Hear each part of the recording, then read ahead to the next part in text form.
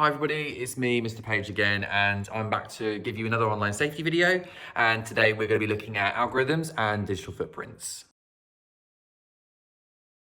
Okay, so first of all, digital footprint, we've spoken about before in previous videos, but they are the footprint that you leave on the internet. So it could be anything from posting a picture, sharing something through your social media, any search history, anything at all that you do on the internet creates a digital footprint that you leave behind. And that's something that we teach the children as well from the start, so that when they go out into the World Wide Web, and whatever they look for, whatever they're doing, it will create a digital footprint. So their digital footprint, by the time that they are a little bit older, is going to be a lot bigger than maybe us because of how old they are and when they start doing, they start going online. So we teach them about being safe with our digital footprint, thinking about what we're looking for, and being careful about what we share. I think the biggest digital footprints usually created on social media websites. So we're talking leaving things like Twitter, Facebook, TikTok at the moment, and Instagram are huge, and they're causing issues as well with digital footprints, and we'll get into that a little bit. But there are lots of social media platforms out there that our children are accessing at a young age, and it's really important for us to kind of know, if we don't already, the impact that could have. These digital footprints are really clever because what they're doing is they're remembering data that you've created from your search history. It could be something you brought, something you looked at or shared online. And what they're doing is that then comes through in your algorithm.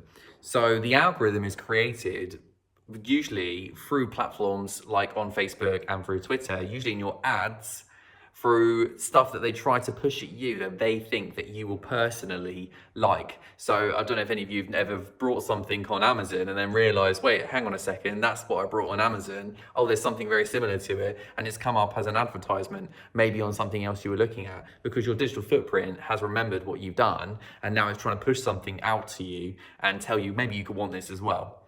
So the data that you'll create for your digital footprint is very clever. The problem with that is when the children are accessing the World Wide Web by themselves, they could come across something that they weren't happy about or something that they weren't sure about. Just like we've said before, zip it, block it, flag it. So that's what we keep telling them to do. The problem is the algorithm is going to keep pushing that back at them. It's going to keep telling them that they wanted to see it. Or maybe if they clicked it, it's going to come back at them again. It could be that they're on a web browser and an advertisement comes down on the side and says, oh, look, that's that thing that you looked at. You like this. And really, we don't want them to be exposed to it anymore. So it's really, really important to wipe internet history, particularly when they have told you what that they have seen or there's something that they have come across. We need to get rid of it because we need to wipe the algorithm away so that it doesn't keep throwing it back. I think the other thing to be mindful of is that platforms like Twitter, TikTok, even YouTube, these platforms, yes, they may have an appeal that children may be drawn to, but they don't have any filters, so they can expose these children to anything.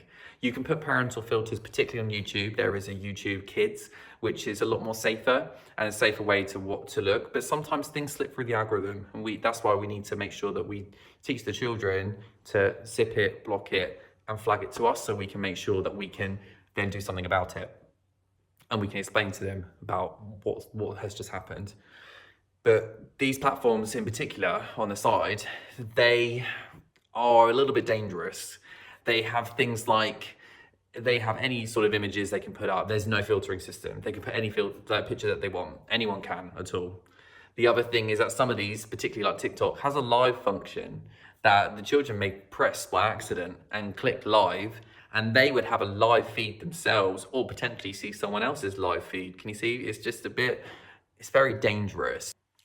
Again, there's only so much you can do to stop these things from happening, but the more parental control you put in place and the more things that we have in place, like our guided access, for instance, that will just protect that children a bit more. It will narrow the chance of them being exposed to something that maybe they shouldn't be. So that being said, I really hope that this was helpful, and we will try and link some useful links to you that will help you to understand a little bit about algorithms and digital footprints. But for now, thank you so much for watching, and I'll see you next time.